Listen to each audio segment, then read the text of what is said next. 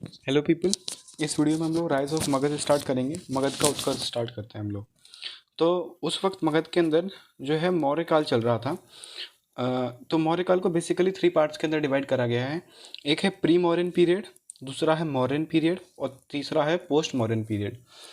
जो हमारा पूर्व मौर्योत्तर काल है यानी पूर्व मौर्य काल या फिर प्री मौर्यन पीरियड है, उसके अंदर 3 डायनेस्टीज़ के बारे में हम लोगों को पढ़ना है। वो है हर्यनक डायनेस्टी, शिशुनाग डायनेस्टी और नंदा डायनेस्टी। और इसके बाद इसी टाइम के अंदर contemporary to this period foreign invasions in India हुए थे। इसके अंदर कुछ फॉरेन इन्वेजन्स हुए थे। पहला फॉरेन इन्वेजन था वो पर्शियन इन्वेजन और दूसरा इन्वेजन था वो ग्रीक इन्वेजन था। फिर उसके बाद हम लोग पढ़ेंगे मौर्यन पीरियड। मौर्यन पीरियड के अंदर मौर्यन डायनेस्टी पढ़ेंगे और मौर्यन का एडमिनिस्ट्रेशन कैसा था वो पढ़ेंगे। अब मौर्यन पोस्ट मौर्यन पीरियड के अंदर हम लोग पढ़ेंगे 3 डायनेस्टीज़ पढ़ेंगे। एक थी हमारी शुंग डायनेस्टी, दूसरी थी हमारी कनु डायनेस्टी और तीसरी थी हमारी आंध्र या फिर सातवाहन डायनेस्टी। और इसी इसी पीरियड के कंटेम्प्रेरी हमारी फॉरेन इन्वेजन्स हुए थे। जिन फॉरेन इन्वेजन्स का नाम था, पहला था इंडो ग्रीक हिंदी यूनानी, दूसरे सीथियंस या शक या फिर पर्थियंस और फिर कुषाण। इन सब लोगों के फॉरेन इन्वेजन्स हुए थे। इस फ्लो चार्ट को याद रखिएगा, ये आपको एक सेंट्रल माइंडसेट या फिर सेंट्रल व्यू बनाने के लिए एक हेल्प करेगा कि मौर्य पीरियड कैसा था। तो बेसिकली हम लोग सबसे पहले प्री मॉडर्न पीरियड की बात करते हैं। इसका मतलब प्री मॉडर्न मतलब जैसे जब हमारा मॉडर्न पीरियड स्टार्ट हो रहा था कैसा था। तो इसके अंदर महाभारत पुराण के अनुसार ये माना जाता है कि बृहद्रथ डायनेस्टी थी सबसे पहले। हालांकि ये कुछ खास इंपॉर्टेंट नहीं है, हम लोग इसे ज़्यादा इम्पोर्टेंट नहीं देखते कॉम्पिटिटिव व्यू से, लेकिन बृहद्रथ डायनेस्टी को माना जाता था का सबसे पहली डायनेस्टी मौर्यन पीरियड की। किसके अनुसार? महाभारत पुराण के अनुसार। और जो इसके फाउंडर थे, बृहद्रथ डायनेस्टी के जो फाउंडर थे वो थे बृहद्रथ, और बृहद्रथ के ही जो पुत्र थे वो थे जरासंध। तो जो लास्ट रूलर था बृहद्रथ डायनेस्टी का वो था रिपुंजय। ये कुछ खास इंपॉर्टेंट नहीं है, इसीलिए हम लोगों ने इसके अंदर डायरेक्ट हम लोगों ने हर्यनक डायनेस्टी से स्टार्ट किया है और बृहद्रथ डायनेस्टी को अवॉइड कर दिया, लेकिन बता दिया मैंने आपको इन्फॉर्मेटिव पर्पज़ की वजह से। अब हर्यनक डायनेस्टी के जो सोर्सेज हैं वो बुद्धिस्ट टेक्स्ट यानी बौद्ध ग्रंथ से हम लोगों को पता चलता है कि हर्यनक डायनेस्टी हर्यन डायनेस्टी जो थी वो पहली डायनेस्टी थी मगध की। मौर्यन पीरियड की पहली डायनेस्टी थी वो थी हमारी हर्यनक डायनेस्टी। तो अब इसका जो टाइम पीरियड था वो कितना था 544 बीसी से लेके 412 बीसी तक। आपको ये समझ में नहीं आ रहा होगा बीसी, तो उसके लिए देख लीजिए 544 बीसी। 544 बीसी का मतलब है जैसे ये हमारा 0 यानी क्राइस्ट का बर्थ हुआ था यहाँ पे, यहाँ से 544 यानी ये 500 और 500 544 यानी यहाँ तक, यहाँ से लेके और 412 यहाँ से लेके 412 यहाँ तक, मीन्स यहाँ से लेके और यहाँ तक, ये समझ लीजिए 412। 544 से लेके 412 तक हमारी कौन सी रही डायनेस्टी? हर्यनक डायनेस्टी रही थी। तो ये है, क्योंकि हम लोग बीसी के अंदर बिफोर क्राइस्ट की बात कर रहे हैं तो इसलिए ये उल्टी चलती है। अब जो सोर्सेज हैं इसके क्या हैं? बुद्ध टेक्स्ट हैं, बुद्धिस्ट टेक्स्ट, बौद्ध ग्रंथ इसके सोर्सेज हैं। और इसी हर्यनक डायनेस्टी को ही क्या कहा जाता है? पितृहंता डायनेस्टी कहा जाता है। आगे हम लोगों को पता चलेगा इसे पितृहंता डायनेस्टी क्यों कहा जाता है। तो जो इसके फाउंडर कहे जाते हैं वो हैं बिम्बिसार को इसका फाउंडर कहा जाता है। और 544 बीसी से लेके 492 बीसी तक, यानी कि 544 इससे लेके 492 यानी 450 और 492 यानी 500 के आसपास, यानी यहाँ से लेके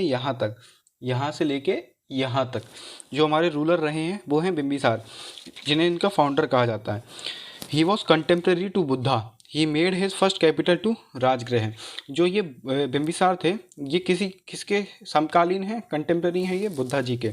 और जिन्होंने फर्स्ट कैपिटल थी वो कहाँ बनाई थी? राजगृह के अंदर इन्होंने पहली कैपिटल बनाई थी। मगध की पहली कैपिटल हम लोगों को पता है राजगृह थी, तो वही राजगृह किसने बनाई थी?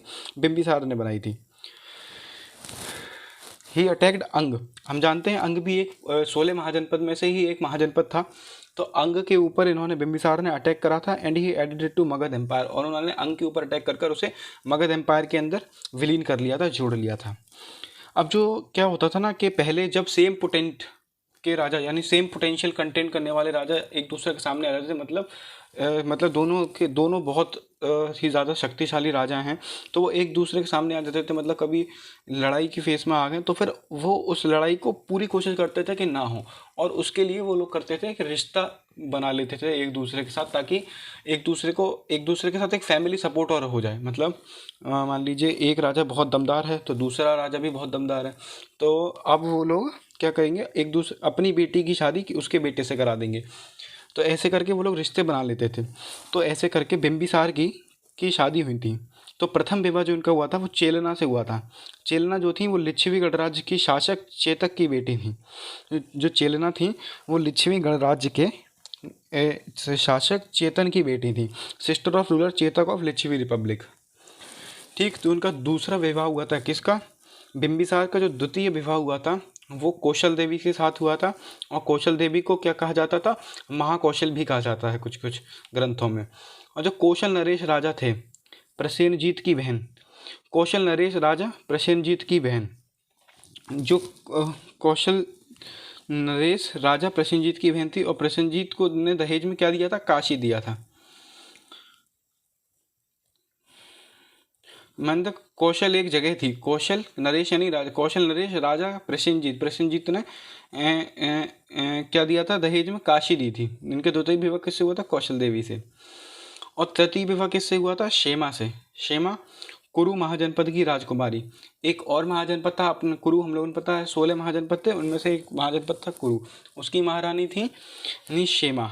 उनसे बिंबिसार का विवाह हुआ था।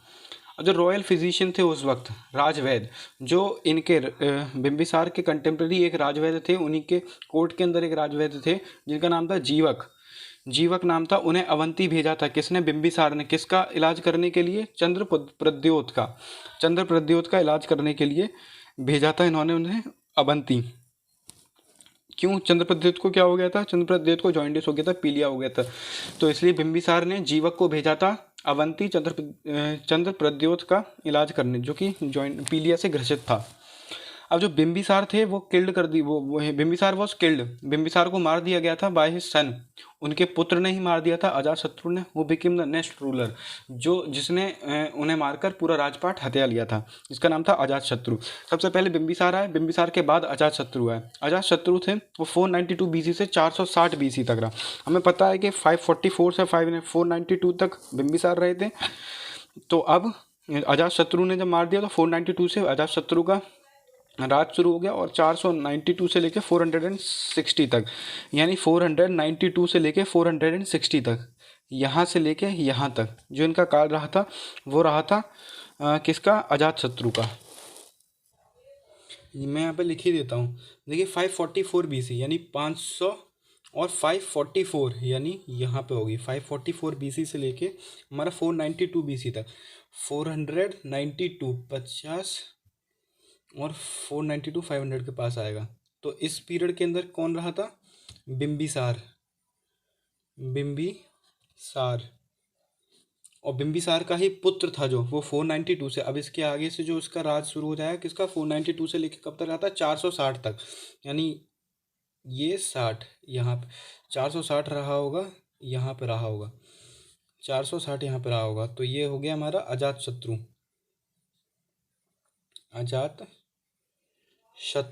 ठीक है। अजातशत्रु ने रूल किया, ठीक। अजातशत्रु का उपनाम था कुणिक, कुणिक भी कहा जाता था अजातशत्रु को। ये हमारी कौन सी डायनेस्टी चल रही, ध्यान रखिएगा, हर्यन का डायनेस्टी चल रही है, हर्यन का डायनेस्टी।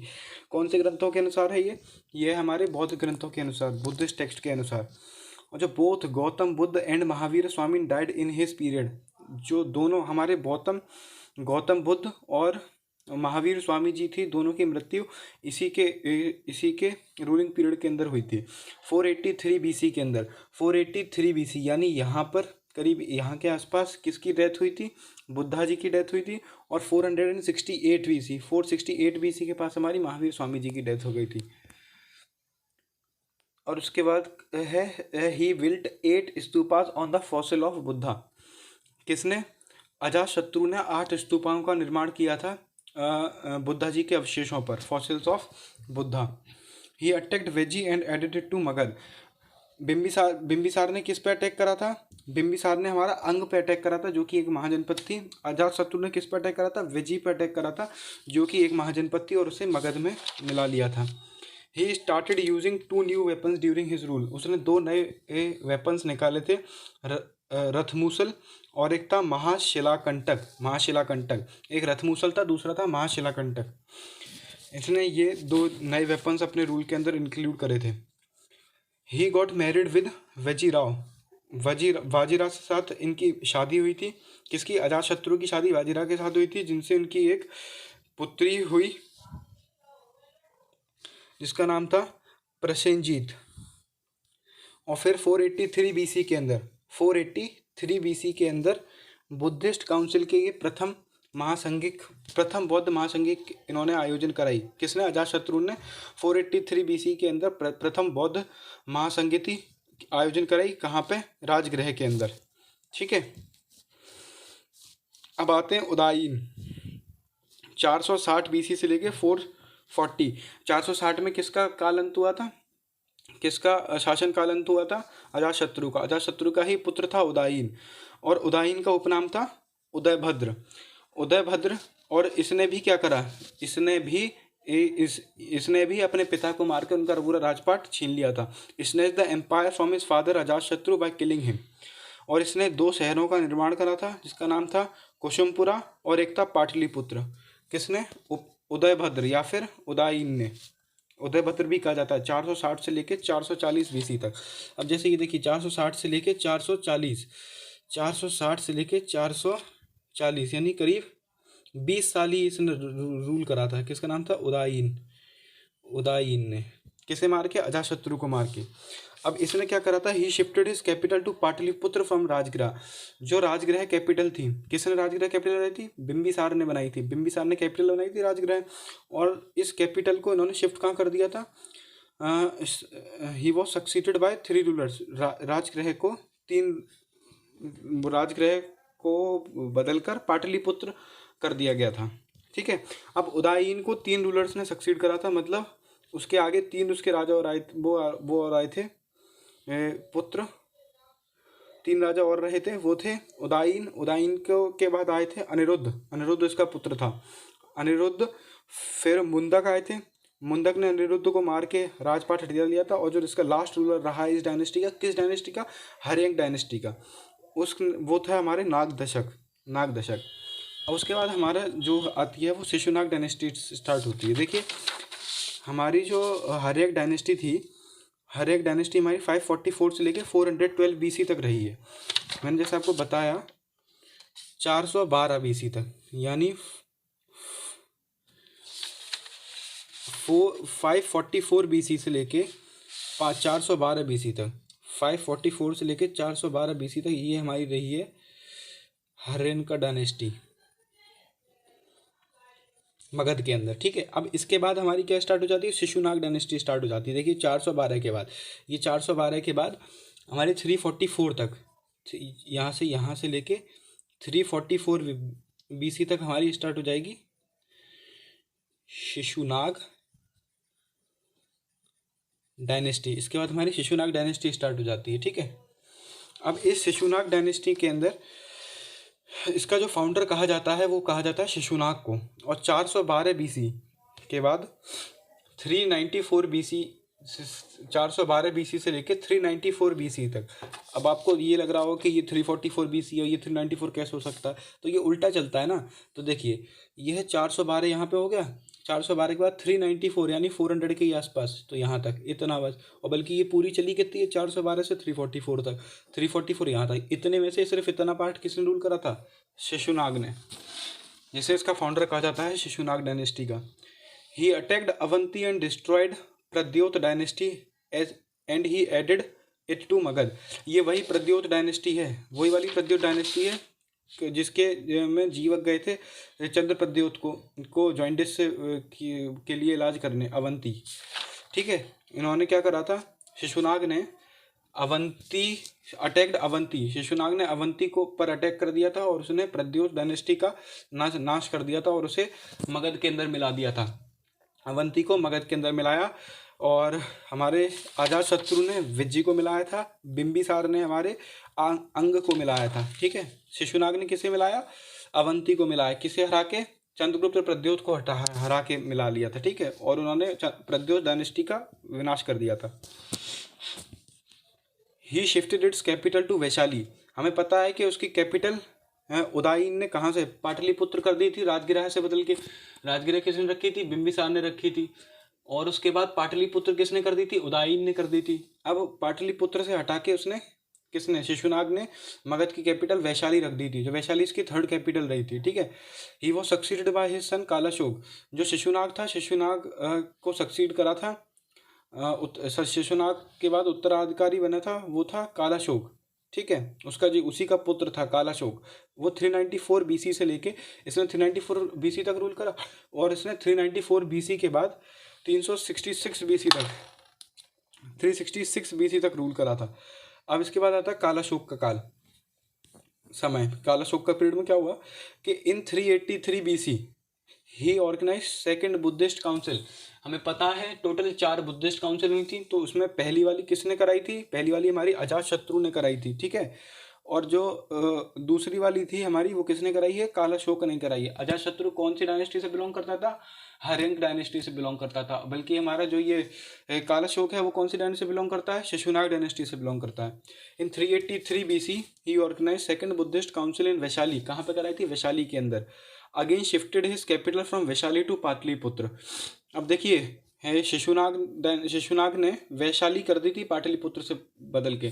पहले पाटलिपुत्र से बदलकर शिशुनाग ने वैशाली कर दी थी कैपिटल मगध की। लेकिन जो हमारा कालाशोक था, कालाशोक ने हमारी जो कैपिटल थी फ्रॉम वैशाली से बदल के फिर पाटलिपुत्र कर दी, मतलब रेसिप्रोकल कर दी। शिशुनाग ने जो पिता ने करा, बेटे ने उसका उल्टा कर दिया, सीधी बात। जो इसका लास्ट रूलर रहा है किसका? शिशुनाग डायनेस्टी का जो लास्ट रूलर रहा है वो नंदीवर्धन रहा है। ठीक है, अब जैसे उसके बाद हमारी नंदा डायनेस्टी शुरू हो जाती है। कैसे? जो नंदीवर्धन था, फिर नंदीवर्धन के काल में ही एक रेबिलियन स्टार्ट हो गया था। उसके सिटीजन्स वगैरह लोगों वगैरह के अंदर, जनता के अंदर एक रेबिलियन स्टार्ट हो गया था। और उस रेबिलियन ने नंदीवर्धन को हटा के, और उसका ही एक लीडर था महापद्मानंद को राजा बना दिया गया था। उसके बाद से नंदा डायनेस्टी स्टार्ट हो जाती है। अब नंदा डायनेस्टी कहाँ से स्टार्ट होती है? जहाँ पे उनका ख़त्म हुआ 344 बीसी पे उनका ख़त्म हुआ था, इसलिए अब नंदा डायनेस्टी हमारी स्टार्ट हो जाती है 344 बीसी से लेके 323 बीसी तक। 344 बीसी से लेके यहाँ से लेके 323 323 कौन सी थी हमारी? नंदा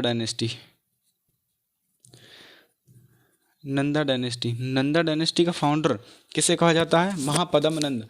उग्रसेन भी कहा जाता है इन्हें। महापद्मानंद इसके फाउंडर थे, जिनके 8 पुत्र थे। और जो लास्ट, जो उसके बाद 8 पुत्र थे इनके, और इनके बाद इस डायनेस्टी का जो लास्ट और the greatest ruler of this dynasty was Dhanananda. इस डायनेस्टी का सबसे ज़्यादा बड़ा और सबसे ज़्यादा महान रूलर जो रहा है वो धनानंद रहा है। धनानंद कौन सी डायनेस्टी का है? नंदा डायनेस्टी का है। और इसे किसने मार दिया था? चंद्रगुप्त मौर्य ने मार दिया था। और इसी के पीरियड के अंदर धनानंद के पीरियड के अंदर ही 326 बीसी के अंदर इन्वेजन ऑफ एलेक्जेंडर ने फॉरेन इन्वेजन हुआ था एलेक्जेंडर का। अब आते हैं हमारे फॉरेन इन्वेजन इन प्री मॉडर्न पीरियड। पूर्व मौर्यतल काल के अंदर विदेशी आक्रमण कौन कौन से हुए थे? पहला पर्शियन इन्वेजन हुआ था, ईरानी आक्रमण। सबसे पहला हमें पता है, सबसे पहला ईरानी आक्रमण हुआ था। हमने स्टार्टिंग में ही पढ़ रखा था, डेरियस वन दारा प्रथम ने आक्रमण करा था, तो वही इसमें हम लोग पढ़ेंगे डिटेल में। तो जो पर्शियन थे उन्हीं ने, ईरानियों ने ही हमारे भारत को नाम हिंदुस्तान दिया था, हिंदुस्तान। तो अबाउट 518 बीसी 518 बीसी के अंदर 6th सेंचुरी में एक राजा 6th सेंचुरी बीसी के अंदर, यानी करीब 518 बीसी, इसका मतलब 6th सेंचुरी बीसी चल रही थी। उस वक्त ईरान में एक वंश था, ईरान के अंदर एक डायनेस्टी थी जिसका नाम था हखामनी डायनेस्टी। उस हखामनी डायनेस्टी का एक रूलर था साइरस। उसका एक रूलर था साइरस, ठीक है। और साइरस को ही माना जाता है पहला इन्वेडर जिसने इंडियन सब कॉन्टिनेंट के ऊपर अटैक करा था, ठीक है। Cyrus is considered as the first foreign invader who invaded Indian subcontinent. ठीक, अब जो सन ऑफ साइरस था, साइरस का ही एक पुत्र था डेरियस वन, जिसे दारा प्रथम कहा जाता है या डेरियस प्रथम कहा जाता है, जिसने 522 से लेकर 513 बीसी के अंदर अटैक करा था इंडिया के ऊपर।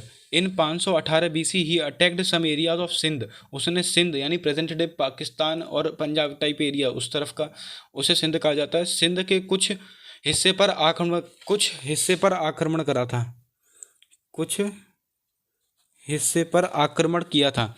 और जो इसके बाद इसलिए इसे फर्स्ट फॉरेन इन्वेजन कहा जाता है, और प्रथम इन्वेडर जिसने इंडिया पे, अब देखिए इंडियन सब कॉन्टिनेंट और इंडिया दोनों में डिफरेंस हो जाता है। इंडियन सब कॉन्टिनेंट के अंदर हमारा बिहार आ जाता है, पाकिस्तान आ जाता है, अफगानिस्तान आ जाता है, भूटान आ जाता है, नेपाल आ जाता है, ये सब आ जाते हैं हमारे।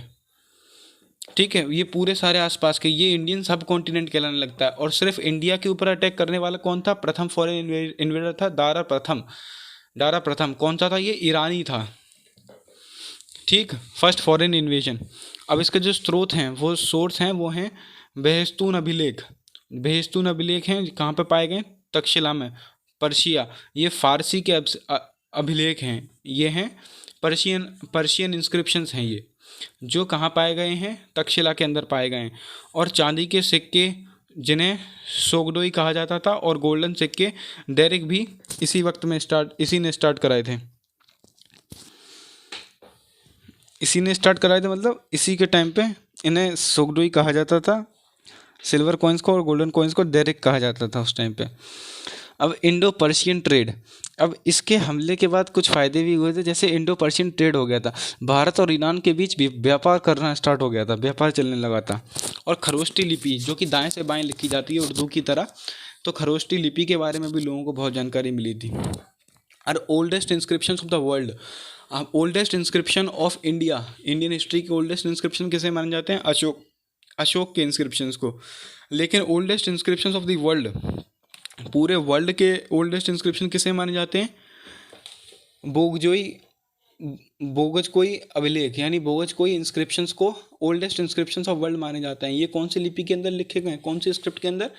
खरोष्टी लिपि के अंदर लिखे गए हैं। और ये कहाँ से पाए गए हैं? बोगजकोई इंस्क्रिप्शन कहाँ मिले? फ्रॉम पर्शिया, फारस में 1400 बीसी। इन्हें माना जाता है कि ये 1400 बीसी पुराने हैं, यानी काफ़ी ज़्यादा पुराने माने जाते हैं। और emperor Ashok started writing the inscriptions by getting influence from Darius प्रथम।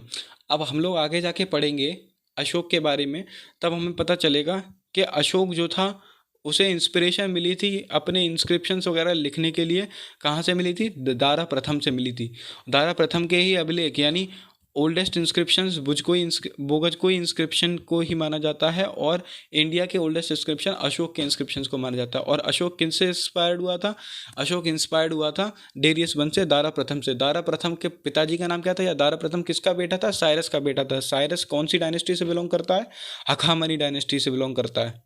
ठीक है, हखामनी डायनेस्टी कहाँ की है? ईरान की डायनेस्टी है ये। 6th सेंचुरी बीसी के अंदर फर्स्ट फॉरेन इन्वेजन हुआ था 518 बीसी के आसपास, जिसके अंदर हकामनी डायनेस्टी का एक रूलर जिसका नाम साइरस था, साइरस ने इंडियन सब कॉन्टिनेंट पे हमला करा था। और उसके बाद दारा प्रथम नाम का उसका बेटा था, उसने इंडिया के ऊपर हमला करा था। ठीक है, अब इसके बाद आता है हमारा ग्रीक इन्वेजन। पहला हमारा फारसी आक्रमण था, या फिर ईरानी आक्रमण था। फारसी भी कहते हैं, फारसी आक्रमण या ईरानी आक्रमण। ठीक है, अब इसके बाद हमारा आता है ग्रीक इन्वेजन, यूनानी आक्रमण।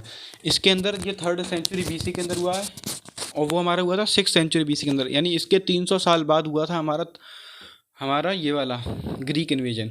अब जो यूनान था, यानी ग्रीक कहा जाता है, यूनान कहते हैं उसे, तो उसके अंदर एक जगह थी मैसिडोनिया, यानी उसे हिंदी में कहते हैं मकदूनिया। मैसिडोनिया का रूलर था फिलिप, और फिलिप का पुत्र था एलेक्जेंडर द ग्रेट। फिलिप का पुत्र था एलेक्जेंडर द ग्रेट, जिसे हम लोग सिकंदर महान कहते हैं। इन 3rd सेंचुरी बीसी के अंदर Alexander attacked Persia to enter in India. क्योंकि देखिए पर्शिया मतलब ईरान, एलेक्जेंडर ने 3rd सेंचुरी के अंदर ईरान के ऊपर, पर्शिया के ऊपर, जो प्रेजेंट टाइम ईरान है, पर्शिया के ऊपर अटैक कर दिया था ताकि वो इंडिया में आ सके, इंडिया के अंदर आने के लिए। और उसने डेरियस थर्ड, उस टाइम पे डेरियस प्रथम ने सबसे पहले हमला करा था, पर उस वक्त पे डेरियस थर्ड था, तो ही defeated Darius third in that attack, और उसने दारा तृतीय को हरा के इंडिया के अंदर वो करा था, एंट्री ली थी। ठीक है। अब उस वक्त एक राजा था तक्षशिला, तक्षशिला का जो राजा था उस टाइम था वो आम्भी, और अलेक्जेंडर को काफ़ी ज़्यादा बड़ा शासक माना जाता है, उसके पास बहुत ही ज़्यादा ताकत थी, तो इसलिए तक्षशिला का एक राजा था आम्भी। तो जब ये उसने फॉरेन इन्वेजन के टाइम पे, जब अलेक्जेंडर ने इंडिया के अंदर इंडिया को इन्वेड करा, तो फिर ये सभी राजा वगैरह किसी ने उसके अपोजिशन में नहीं गए और सब उसके साथ हो लिए। ठीक है। तक्षशिला का राजा था आम्भी, किसी ने इसका अपोजिशन नहीं करा। लेकिन 326 बीसी के अंदर ही एक बैटल ऑफ हाइडपीस या फिर बैटल ऑफ वितिस्ता कहते हैं इसे, जिसके अंदर अलेक्जेंडर की लड़ाई हुई थी एक पोरस, पंजाब का एक राजा था पोरस, उसके साथ। इस केवल यही राजा था पोरस जिसने इससे युद्ध करने की हिम्मत करी थी, बाकी सभी इसके साथ हो लिए थे। सभी ने या तो अपना राजपाट उसके अधीन स्वीकार कर लिया था, लेकिन सिर्फ पंजाब का ही राजा था पोरस जिसने एक्सेप्ट नहीं करा था। और इसे वितिस्ता क्यों कहा जाता है? क्योंकि जो पोरस का राजपाट था वो झेलम नदी के आसपास ही फैला हुआ था, और झेलम नदी को ही वितिस्ता कहा जाता था, इसलिए बैटल ऑफ वितिस्ता या बैटल ऑफ हाइदरपीस भी कहा जाता है। और फिर ये, और उसके बाद अलेक्जेंडर और पोरस के बीच में लड़ाई हुई थी, और ऐसा माना जाता है कि इस लड़ाई के अंदर पोरस हार गया था और अलेक्जेंडर जीत गया था। लेकिन इसकी पोरस की बहादुरी से खुश होकर अलेक्जेंडर ने उसे जीवन दान दे दिया था। और Alexander founded 2 cities in, Alexander ने 2 सिटी ढूंढी थी या निर्माण करा था, जिसका नाम था विजयनगर और एक था बुकाफेला। बुकाफेला उसके घोड़े का नाम था, उसने घोड़े के नाम पर ही इस सिटी का निर्माण करा था, जिसका नाम था बुकाफेला। और 323 बीसी के अंदर, 323 बीसी के अंदर at the age of 33 he died in Babylon, Babylon के अंदर उसकी मृत्यु हो गई थी। बेबीलोन कहाँ पर है? ईरान के अंदर है। ठीक। अब यहाँ तक हमारा प्री मॉडर्न पीरियड। ठीक। जैसे हम लोगों ने 522 से लेके, जो हमारा 522 से लेके 513 बीसी, 522, ठीक, 522 से लेके 513 बीसी, यानी इस पीरियड के अंदर साइरस ने हमला करा था। ठीक है। अब आता है, ये हमने राजपाट पढ़े थे। ठीक है। ये हमारा था पूरा डायनेस्टी कौन कौन सी चल रही थी। और जो हमने ये पढ़े, फॉरेन इन्वेजन, ग्रीक इन्वेजन हो गया, एक तो हमारा ग्रीक इन्वेजन हो गया, और दूसरा हमारा पर्शियन इन्वेजन। सबसे पहले पर्शियन हुआ था, इसमें 2 पढ़ लिया हम लोग, पर्शियन इन्वेजन पढ़ लिया और हमने ग्रीक इन्वेजन पढ़ लिया। ठीक है। अब आता है हमारा मॉडर्न पीरियड। अब 323 बीसी के बाद, 323 बीसी के बाद 185 बीसी तक, 323 के बाद, यानी यहाँ पे ये ख़त्म हुआ। देखिए आपको दिखा देता हूँ।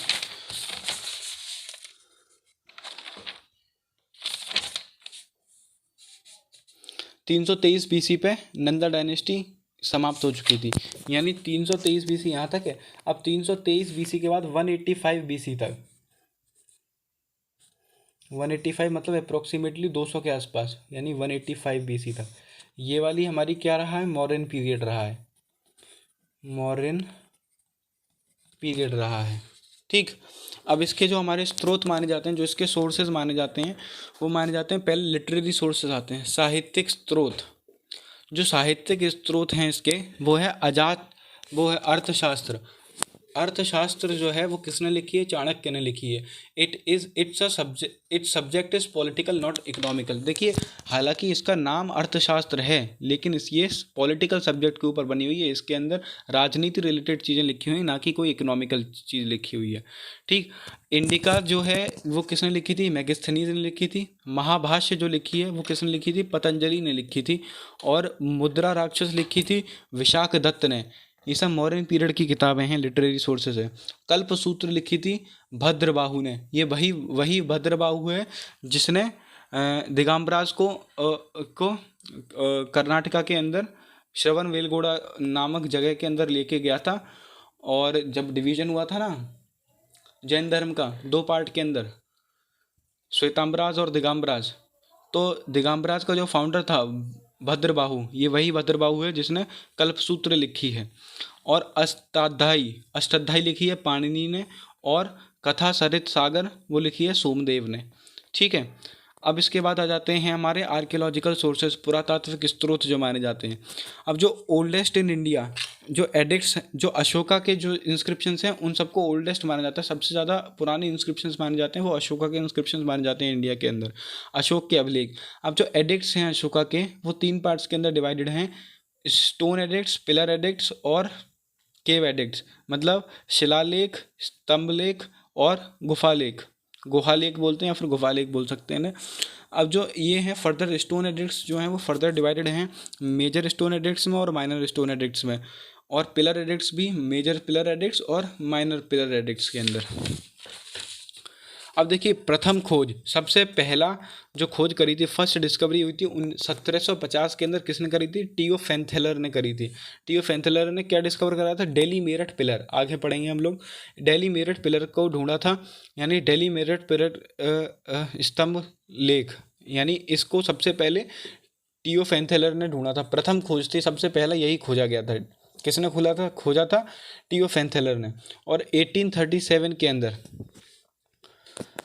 1837 के अंदर जेम्स प्रिचेप जो थे, जिन्हें फादर ऑफ न्यूमिस्मेटिक्स भी कहा जाता है, उन्होंने दिल्ली टोपरा पिलर एडिक्ट को पढ़ के बताया था कि अगर इसके ऊपर क्या लिखा हुआ है। ठीक है, एक कौन से पिलर को? दिल्ली टोपरा पिलर को पढ़ा था।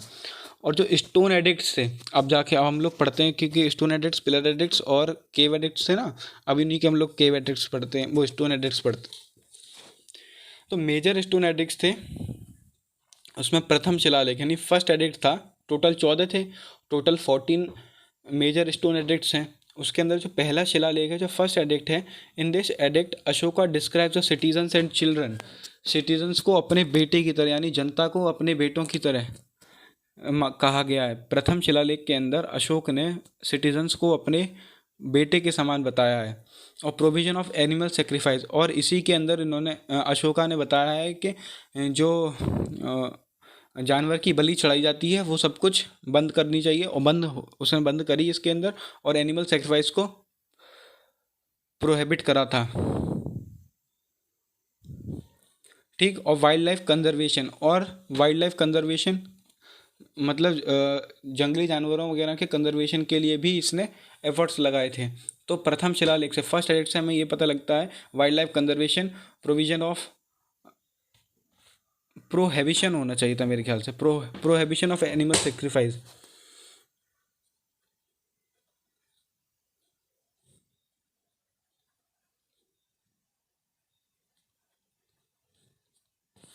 प्रोहिबिशन कर लीजिएगा यहाँ पे, मैं इसे बाद में मिटा के ठीक कर दूंगा। सेकेंड एडिक्ट स्टोन था welfare programme for citizens. Second stone edict stone के अंदर क्या लिखा रहा है? स्टोन एडिक्ट्स की बात कर रहे हैं हम लोग। ये उसके अंदर स्टोन एडिक्ट मतलब पत्थरों के ऊपर लिखे हुए लेख। वेलफेयर प्रोग्राम फॉर सिटीजन्स कि उसमें लिखा हुआ है कि सिटीजन्स के लिए वेलफेयर प्रोग्राम्स वगैरह चलाए थे अशोक ने। Humans and veterinary medical facilities provide कराई थी, यानी वेटनरी मतलब जानवरों के लिए और मनुष्य के लिए, दोनों के लिए मेडिकल फैसिलिटीज़ प्रोवाइड कराई थी। और डिस्क्रिप्शन, इसी के अंदर डिस्क्रिप्शन दिया गया है साउथ इंडियन डायनेस्टीज़ का, जो थी चेराज, चोलाज और पांड्याज। अब थर्ड एडिक्ट स्टोन है जिसके अंदर रिस्पेक्ट टू ब्राह्मण, उसके अंदर लिखा हुआ है कि हर व्यक्ति को ब्राह्मण वगैरह होते हैं उनकी इज्जत करनी चाहिए। अपॉइंटमेंट ऑफ प्राइम मिनिस्टर इसके अंदर लिखा गया है। और माता पिता की देखभाल और अल्प व्यय की प्रेरणा, मतलब कम से कम खर्च करने की और अपने जीवन सादा जीवन व्यतीत करने की और कम से कम खर्च करने की जो प्रेरणा दी है वो थर्ड एडिक्ट स्टोन के अंदर दी है। फोर्थ स्टोन एडिक्ट के अंदर दिया गया है टू फॉलो नॉन वायलेंस को फॉलो करना है, मित्र एवं संबंधियों के साथ दुर्व्यवहार नहीं करना है, और गलत एवं अवैधानिक कार्यों को ना करना है। ये फोर्थ स्टोन एडिक्ट के अंदर बताया गया। फिफ्थ स्टोन एडिक्ट के अंदर बताया गया अपॉइंटमेंट ऑफ धर्म ministers in 14th year of his ruling. उसके अंदर लिखा है कि अपॉइंटमेंट ऑफ धर्म मिनिस्टर की अपॉइंटमेंट हुआ था 14वें साल उसके रूलिंग के, मतलब उसके शासन के 14वें साल में उसने अपॉइंटमेंट करे थे धर्म मिनिस्टर्स का। और सिक्स स्टोन एडिक्ट के अंदर लिखा गया है, इसमें अशोक कहता है, इम्पोर्टेंट मेरे ख्याल से तो सिर्फ प्रथम होना चाहिए, द्वितीय होना चाहिए और चौथा होना चाहिए, और पांचवा होना चाहिए, और छठा होना चाहिए। इसमें अशोक कहता है कि मैं चाहे किसी भी दशा में रहूं, जनता से संबंधित प्रत्येक जानकारी मुझे तत्काल दी जाए। मतलब उसने इंस्टिगेट एसेंचुएट किया है इस बात के ऊपर कि जनता कितनी ज़्यादा इम्पोर्टेंट थी। एसेंचुएट मतलब दबाव डाला है इस बात के ऊपर। और जो सेवेंथ स्टोन एडिक्ट है उसे लॉन्गेस्ट एडिक्ट कहा जाता है, जिसमें उसने बोला है control over mind and soul, के एक व्यक्ति को अपने माइंड पर, अपनी आत्मा और अपने दिमाग के ऊपर कंट्रोल, नियंत्रण करना सीखना चाहिए। और एट्थ स्टोन एडिक्ट जो है उसके अंदर कहा गया है सम्राट सम्राट विहार यात्रा को त्याग कर। इसके अंदर लिखा गया है एट्थ स्टोन एडिक्ट के अंदर, मैंने आपको बताया था विहार, स्तूपाज वगैरह ये उनके क्या कहते हैं सोर्सेज हैं आर्कियोलॉजिकल बिल्डिंग्स हैं किसकी, बौद्ध धर्म की। स्तूपाज हो गए, विहार हो गए। विहार वो होते थे जहाँ पे आराम वगैरह करने के लिए रुकते थे वो बुद्धाज वगैरह। चैत्य हो गए, विहार हो गए। देखिए चैत्य, विहार, मठ और स्तूपा। चैत्य बौद्ध धर्म का पूजा स्थल कहा जाता था चैत्य को। विहार था बौद्ध भिक्षुकों के निवास स्थल को कहा जाता था विहार। और मठ था शिक्षा एवं विश्राम के स्थल मठ। और विहार क्या था, बौद्ध भिक्षुकों के निवास स्थल को विहार कहा जाता था। और स्तूप थे बौद्ध भिक्षुकों के अवशेषों पर बनी हुई पवित्र स्मारक स्तूप कहलाती थी। तो वैसे ही सम्राट ने यानी अशोक ने विहार यात्रा को त्याग कर, पहले वो सिर्फ विहार में जाते थे, अब उन्होंने उसे त्याग कर धम्म यात्रा करेंगे जिसमें वो डिफरेंट कास्ट के लोगों से भी मिला करते थे। अब नाइन्थ स्टोन एडिक्ट के अंदर इसमें जन्म, विवाह, मृत्यु एवं यात्रा के बाद किए जाने वाले आयोजन की निंदा की गई है।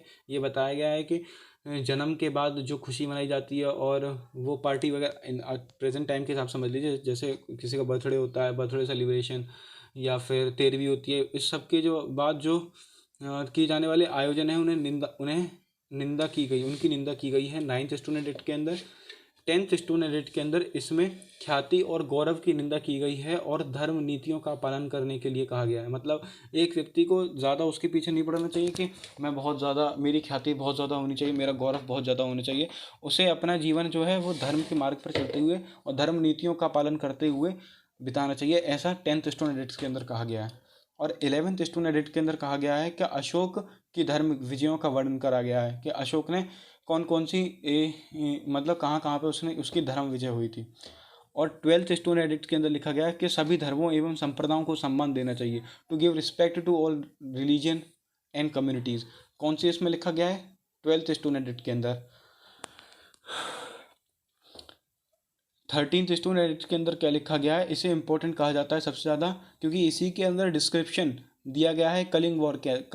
कलिंग वॉर एक काफ़ी ज़्यादा बड़ा युद्ध था जिसे अशोका ने लड़ा था। और इस युद्ध को लड़ने के बाद उसका उसका आ, आ, उसने मतलब लड़ाई वगैरह सब कुछ त्याग दी थी और उसने नॉन वायलेंस का रास्ता चूज़ कर लिया था।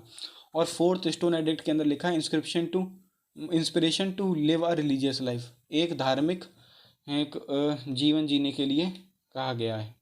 कौन से 4th स्टोन एडिक्ट के अंदर।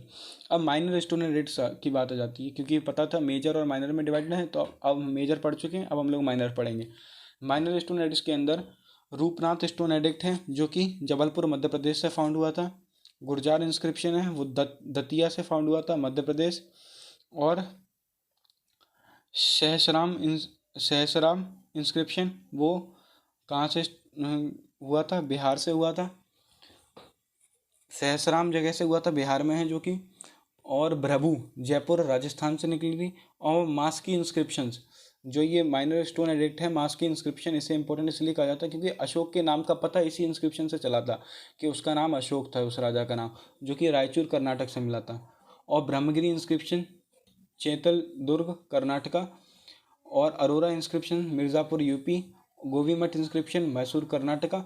और राजुल राजुल मदगिरी आंध्र प्रदेश के कुर्नूल से। ये सारे स्टोन एडिक्ट्स हैं जो बताते हैं अशोका के बारे में। अब पिलर एडिक्ट्स ऑफ अशोका। अब ये हमारे स्टोन एडिक्ट्स से, अब ये हैं पिलर एडिक्ट्स यानी अशोक के स्तंभ के ऊपर लिखा हुआ लेख।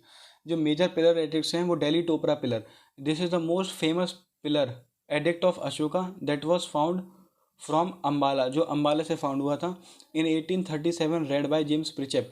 जेम्स प्रिचेप ने ही, यही वो वाला पिलर था जिसे जेम्स प्रिचेप ने 1837 के अंदर पढ़ा था। He was shifted to that was shifted to Delhi by Firoz Shah Tughlaq, और इस पिलर को दिल्ली शिफ्ट कर दिया गया था किसके द्वारा? फिरोज शाह तुगलक के द्वारा। अब दिल्ली मेरठ पिलर, ये दिल्ली मेरठ पिलर सबसे पहले फाउंड किया जाने वाला पिलर था, यानी सबसे पहले फाउंड दिल्ली मेरठ पिलर हुआ था, लेकिन पढ़ा सबसे पहले गया था 1837 के अंदर दिल्ली टोपरा पिलर, जिसे किसने फाउंड करा? जेम्स प्रिचेप ने करा था। 1750 के अंदर दिल्ली मेरठ पिलर टीओ फैनथेलर ने करा था, ढूंढा था। It was also shifted to Delhi by Firoz Shah Tughlaq, इसे भी फिरोज शाह तुगलक ने दिल्ली शिफ्ट करा दिया था। अब प्रयाग या फिर इलाहाबाद पिलर, ये भी एक इंपॉर्टेंट पिलर है। That was found from Kaushambi, इसे कौशाम्बी से मिला था इसे, और it is related to 3 rulers. इसके अंदर 3 राजाओं की कहानियाँ या फिर 3 राजाओं के बारे में लिखा हुआ है। सबसे पहले अशोक के बारे में तो लिखा ही है क्योंकि अशोक का ही है। उसके बाद समुद्रगुप्त मौर्य ने, समुद्रगुप्त ने इसके अंदर अपने द्वारा विजय वर्णन करा है। उसने अपने जितनी भी उसने लड़ाइयाँ वगैरह जीती थी उस सब का वर्णन इस प्रयाग या इलाहाबाद पिलर के ऊपर करा गया है। और जहांगीर ने अपना राजाभिषेक, जब उसका राजाभिषेक हुआ था, उसके बारे में लिखा है। अब लौरिया अरगाज और लौरिया नंदागढ़ और रामपुर, ये 3 पिलर एडिक्ट्स हैं जो कहाँ से मिले हैं? बिहार के चंपारण से प्राप्त हुए हैं, और इनके ऊपर 7 लेखों का अंकन है। इसके ऊपर 7 लेख लिखे हुए हैं। सप्तलेख स्तंभ भी कहा जाता है इसे, सप्तलेख स्तंभ। ठीक है। अब जो इसके माइनर पिलर एडिक्ट आते हैं, हमने मेजर पिलर एडिक्ट्स पढ़ लिए हैं, अब माइनर पिलर एडिक्ट्स आते हैं। लघु स्तंभ लेख, तो जो सबसे पहला माइनर पिलर एडिक्ट है रुमनदेई पिलर एडिक्ट, ये भी काफ़ी इंपॉर्टेंट कंसिडर करा जाता है। रुमनदेई स्तंभ लेख, इसे कहाँ से पाया गया था? ऑब्टेंड हुआ था ये नेपाल से, और अशोक ने अपने रूल के 20वें वर्ष में लुम्बिनी की यात्रा की थी, और उसने लुम्बिनी को कर मुक्त कर दिया था, दैट इज टैक्स फ्री, क्योंकि वह लॉर्ड बुद्धा जी की जन्मभूमि थी।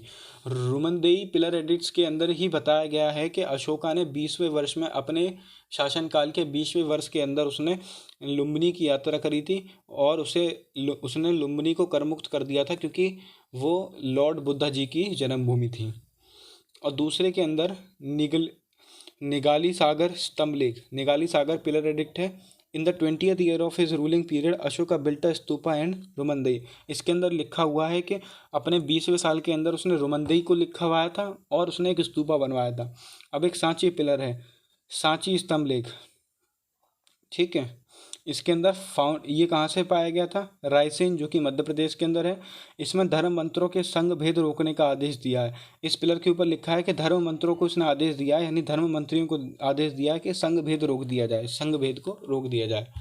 अब उसके बाद आता है Sarnath pillar addict. Sarnath pillar addict एक काफ़ी ज़्यादा इंपॉर्टेंट पिलर एडिक्ट है, माइनर पिलर एडिक्ट है, जो कि कहाँ से फाउंड हुआ था? सारनाथ उत्तर प्रदेश से फाउंड हुआ था, सारनाथ उत्तर प्रदेश। ठीक। और सारनाथ पिलर एडिक्ट से ही हमारा नेशनल एम्बलम हम लोगों ने लिया है, जिसके 4 शेर हैं चारों तरफ, तो उसे national emblem has been obtained from Sarnath pillar से।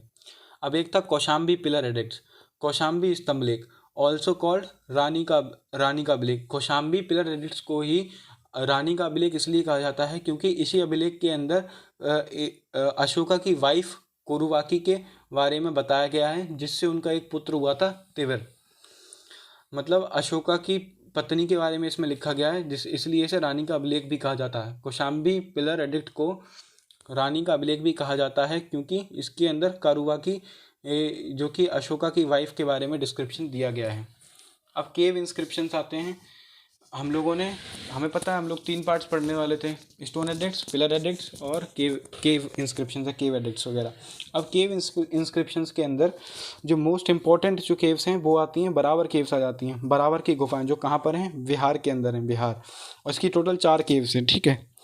सुदामा की गुफा, that was built by Ashoka during the 12th rule of his ruling period. अपने शासनकाल के 12वें साल के अंदर उसने सुदामा की गुफा बनवाई थी। और कर्ण चौपड़ कब बनवाई थी? That was built by Ashok during the 90th year of his ruling period. और लोमश ऋषि गुफा कब बनवाई थी? मतलब किसने बनवाई थी? दशरथ ने बनवाई थी। और ये दशरथ कौन था? अशोका का पौत्र था, पौत्र। ठीक है। अब आता है विश्व झोपड़ी गुफा, that was built by Ashoka during 12th year of his rule. देखिए ये भी 12th year of his rule बनवाई थी सुदामा की गुफा, और जो हमारी विश्व झोपड़ी गुफा थी वो भी 12वें रूल के अंदर बनवाई थी, 12th rule of his period. ठीक है। अब उसके बाद सीतामढ़ी गुफा, राजगृह के समीप नागार्जुनी पहाड़ियों पर सीतागढ़ी गुफा, यानी राजगृह क्या थी, कैपिटल थी मगध की, तो उसके पास ही उसने वो बनवाई थी, नागार्जुनी पहाड़ियों के ऊपर सीतामढ़ी गुफा बनवाई थी। अब राजगढ़ गुफा इन सरगुजा डिस्ट्रिक्ट छत्तीसगढ़ के अंदर इसने वो बनवाई थी। तो इन सभी अभिलेखों, इन सभी एडिक्ट्स वगैरह से हम लोगों को पता चलता है कि जो एक्चुअल फाउंडर था हमारा मौर्यन डायनेस्टी का वो था चंद्रगुप्त मौर्य। जो फाउंडर कहा जाता है वो कहा जाता है चंद्रगुप्त मौर्य। चंद्रगुप्त मौर्य जिसका शासनकाल 323 BC से लेकर 298 BC तक रहा था। 323 BC से लेकर 298 BC तक इसका शासनकाल रहा था। और Chandragupta Maurya killed Dhanananda by the help of Chanakya and became the ruler of Magadh. Chandragupta Maurya ने धनानंद को मारा था और किसकी मदद से, चाणक्य की मदद से, और became the ruler of Magadh, और मगध का राजा बन गया था। अब देखिए ये धनानंद कौन है, ये हम लोगों ने बीच में इंस्क्रिप्शन और सोर्सेज पढ़ ली तो आप लोग शायद भूल गए होंगे, पर ये जो धनानंद है ये वही धनानंद है, नंदा डायनेस्टी का आखिरी रूलर धनानंद, जिसे चंद्रगुप्त मौर्य ने मार दिया था। और चंद्रगुप्त मौर्य ने धनानंद को मार दिया था किसकी मदद से, चाणक्य की मदद से, और उसने मगध को हथिया लिया था। अब इसके बाद धनानंद के बाद ही रूल करेंगे हमारे 323 BC में नंदा डायनेस्टी खत्म होती है। अब उसके बाद हमारी स्टार्ट हो जाती है ये चंद्रगुप्त मौर्य का मौर्यन डायनेस्टी स्टार्ट हो जाती। ठीक, चंद्रगुप्त मौर्य ने धनानंद को मार के चाणक्य की मदद से, और वो राजा बन गया था मगध का। अब जो इसका ग्रीक नेम है वो है सेंड्रोकोटस। सेंड्रोकोट्स कहा जाता है चंद्रगुप्त मौर्य को। प्लूटार्क और जस्टिन के अनुसार, जस्टिन इनका पुत्र था किसका, चंद्रगुप्त मौर्य का, उनके अनुसार 6,40,000 इतनी बड़ी सेना थी चंद्रगुप्त मौर्य की। और पहला चक्रवर्ती सम्राट, भारत का प्रथम चक्रवर्ती सम्राट भी चंद्रगुप्त मौर्य को ही कहा जाता है। ठीक, अब चंद्रगुप्त मौर्य ने ही एक सुदर्शन लेक का निर्माण करा था। Sudarshan lake on Girnar hills, Gujarat के अंदर सुदर्शन लेक है गिरनार पर्वत के ऊपर, तो उसका निर्माण इसी ने करा था। और जिसे रिनोवेट कराया था बाद में रुद्रदामन ने, जो कि शक वंश का है, हम लोग आगे पढ़ेंगे। और इसके इंस्क्रिप्शन किसके अंदर लिखे गए, जूनागढ़ इंस्क्रिप्शन के अंदर। जूनागढ़ इंस्क्रिप्शन किसका है, रुद्रदामन का है। और फिर उसके बाद स्कंदगुप्त ने भी इसका सेकंड रिनोवेशन कराया था। उसने भी, ये चीज़ हमें किससे पता चलती है, जूनागढ़ इंस्क्रिप्शन से पता चलती है। ठीक, 305 BC के अंदर इन्वेजन ऑफ सेल्यूकस निकेटर। अब देखिए 323 BC यानी AD से 323 साल पीछे, और AD से 305 साल बाद, यानी इस समय किसका काल चल रहा था, चंद्रगुप्त मौर्य का। चंद्रगुप्त मौर्य के काल के अंदर 305 BC के अंदर सेल्यूकस निकेटर ने हमला करा था। सेल्यूकस निकेटर ने हमला करा था। तो सेल्यूकस निकेटर ने जब ये 64,000 वो 6,40,000 रुपये 6,40,000 सोल्जर्स को इतनी बड़ी सेना देखी, तो उसने लड़ाई करने का त्याग दिया और उसने ट्रीटी, एक संधि साइन करी, जिसके अंदर उसने अपनी बेटी हेलेना से विवाह करा दिया था चंद्रगुप्त मौर्य का। और उसने मेगास्थनीज जिन्होंने इंडिका लिखी है, मेगास्थनीज को चंद्रगुप्त मौर्य के दरबार में भेज दिया था। और उन्होंने उन्हें काबुल, कांधार, हेरात और जदरोसिया, ये 4 एरिया भी दे दिए थे, ये 4 स्थान भी दे दिए थे। तो इसके वापसी में उन्हें चंद्रगुप्त मौर्य ने उन्हें 500 हाथी दिए थे, 500 हाथी। अब 300 BC के अंदर पहली फर्स्ट जैनिज्म काउंसिल हमारी किसने कराई थी, चंद्रगुप्त मौर्य ने ही कराई थी। ठीक है, इन 298 BC के अंदर चंद्रगुप्त मौर्य डाइड बाय सल्लेखन और संथारा। हमें पता है चंद्रगुप्त मौर्य अपना पूरा राजपाट त्याग कर अपने बेटे बिंदुसार को देकर वो कहाँ चला गया था, श्रवणबेलगोला, क्योंकि वो किसका फॉलोअर था, उसका दिगंबरा बन गए थे ना, तो सब लोग श्रवणबेलगोला चले गए थे भद्रबाहु के कहने पर, और वहाँ पे उसकी संलेखन और संथारा से उसकी मृत्यु होगी। मैंने आपको बता रखा है संलेखन और संथारा क्या होता है। संलेखन वही होता है कि जिसमें व्यक्ति अपने व्रत करते करते ही, अपने यानी साधना करते करते ही अपने जीवन को त्याग देता है। यानी ये अपना पूरा राजपाट देके बिंदुसार को देखे गए थे। ठीक, ये बिंदुसार है। और हमने जो पहले हर्यनक डायनेस्टी के अंदर पढ़ा था, हर्यनक डायनेस्टी के अंदर पढ़ा था, वो था हमारा बिंबिसार, और ये हमारा बिंदुसार। जो बिंदुसार है हमारा 298 बीसी से लेकर 272 बीसी तक इसका राज रहा। और इसके क्या कहा जाता है, अमृत घाट भी कहा जाता है। इसका अदर नेम क्या थे, अमृत घाट और भद्रसार या फिर बारीसार भी कहा जाता था वायु पुराण के अनुसार। ठीक है, अब जो जैन टेक्स्ट के अनुसार इसे सिंहसेन भी कहा जाता है, जैन ग्रंथ के अनुसार इसे सिंहसेन भी कहा जाता है। और जो बिंदुसार का ग्रीक नेम है वो एमित्रोचीट्स इन इंग्लिश और अमित्रोकेटीज इन हिंदी। अमित्रोकेटीज हिंदी में और एमित्रोचीट्स इन इंग्लिश। ग्रीक नेम था एमित्रोचीट्स या एमित्रोकेटीज, और इसका जो ग्रीक नेम था वो हमारा था सेंड्रोकोट्स। ठीक है, अब जो बिंदुसारा है 16 वाइफ। बिंदुसारा की कितनी पत्नियां थी, 16 पत्नियां थी। बिंदुसारा की 16 पत्नियां थी, जिनमें उनकी पहली पत्नी थी, उसका नाम था धर्मा या सुभद्रांगी। धर्मा या सुभद्रांगी, जिनसे उनका एक पुत्र हुआ था अशोक। पहली पत्नी नहीं थी उनकी पत्नी थी। 16 में से एक पत्नी थी उनकी धर्मा या सुभद्रांगी, जिनसे उनका पुत्र हुआ था अशोक। ठीक, और इसके बिंदुसार के टोटल कितने पुत्र थे, 101 पुत्र थे। टोटल कितने पुत्र थे, 101 पुत्र थे। अब उन्हें 101 पुत्र में थे सुसीम नाम का एक जो लड़का था वो उनका सबसे बड़ा पुत्र था। सुसीम उनका सबसे बड़ा पुत्र था। और बिंदुसार भी यही चाहते थे कि उनके बाद जो उनका उत्तरदायी जो उनका पुत्र था, जो सक्सीड करे, जो उन्हें, वो सुसीम ही करे, वही राजा बने। लेकिन ऐसा नहीं हुआ, अशोक राजा बन गया। कैसे, बिंदुसार की मृत्यु के 3 साल बाद तक सिविल वॉर चला। किसके, राजपाट के लिए, गद्दी के लिए, राजगद्दी के लिए लड़ाई चली। 3 साल सिविल वॉर चला था, जिसके अंदर अशोक ने अपने 99 भाइयों की हत्या कर सिंहासन पाया था। अपने इस 101 भाई थे, इसने सिर्फ एक भाई को छोड़ दिया था, जिसका नाम तिस्स था, जो सिंगल पर राज करता था। Single in the present time Sri Lanka का राजा था वो। उसने तिस्स को छोड़ के बाकी सारे उसने अपने भाइयों को मार दिया था। उसने 99 भाइयों की हत्या करा दी गई थी। ठीक है, और during the ruling period of Bindusara, Susima was the governor of Taxila. जो उनका सबसे बड़ा पुत्र था वो तक्षशिला का राजा, वो गवर्नर था। और अशोक था गवर्नर था अवंती का और उज्जैन का। अशोक था वो गवर्नर था अवंती और उज्जैन का, और सुसीम था तक्षशिला का। A revolt happen in Takshashila. Takshashila के अंदर एक रेबिलियन स्टार्ट हो गया था, एक रिवोल्ट, विद्रोह शुरू हो गया था, जिसे कंट्रोल करने के लिए बिंदुसार ने सबसे पहले सुसीम को भेजा। लेकिन सुसीम उस रिवोल्ट को काबू करने में असहाय रहा, और उसके बाद बिंदुसार ने अशोक को भेजा था।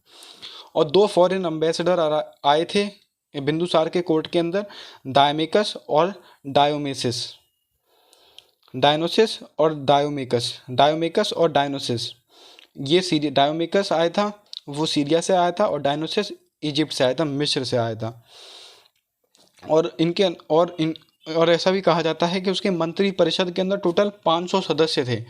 टोटल 500 सदस्य थे, और जिनका हेड था खल्लाटक था, जो उनका सदस्य था। अब उसके बाद ये सब होने के बाद, सिविल वॉर होने के बाद, अशोक का राजकाल शुरू हो जाता है। अशोक के राजकाल के अंदर 269 बीसी से लेके 232 बीसी तक जो है अशोक का राजपाट चलता है।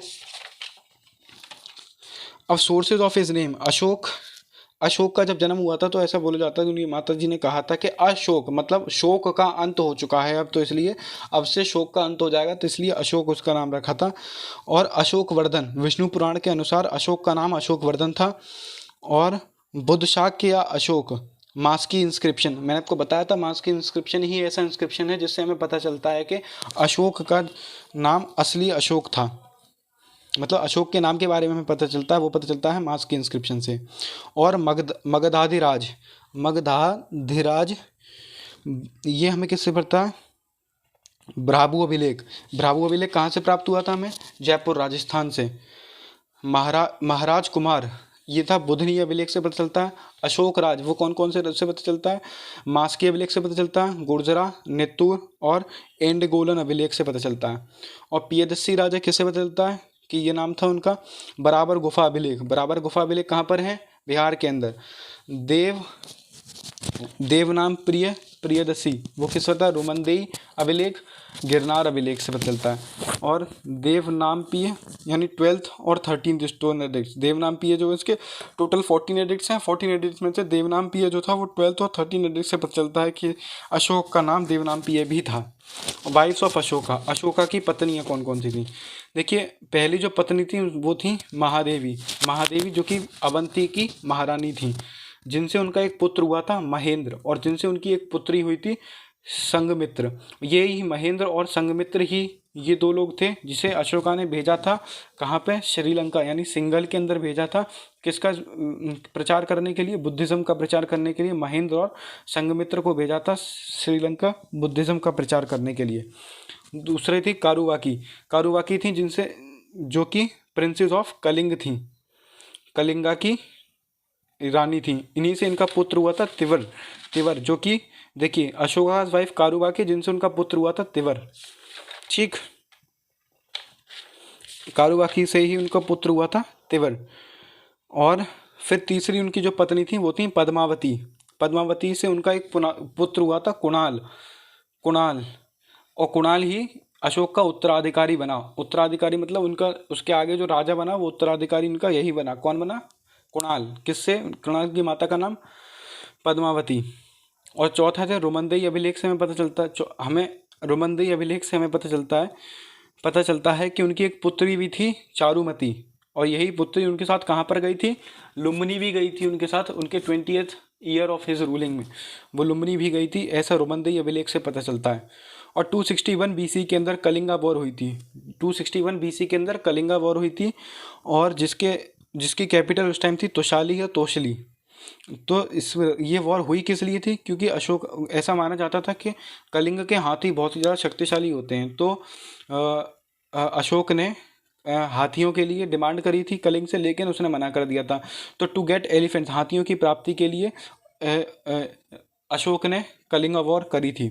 और जो उस वक्त उसका राजा था वो था नंदराज, नंदराज सोर्स इसका जो उस वक्त जो नंदराज था, ये हमें किससे पता चलता है कि उस वक्त जो राजा था वो नंदराज था, वो हमें पता चलता है एलिफेंट केव इंस्क्रिप्शन से, which was written by Kharavela who was a ruler of Chedi dynasty.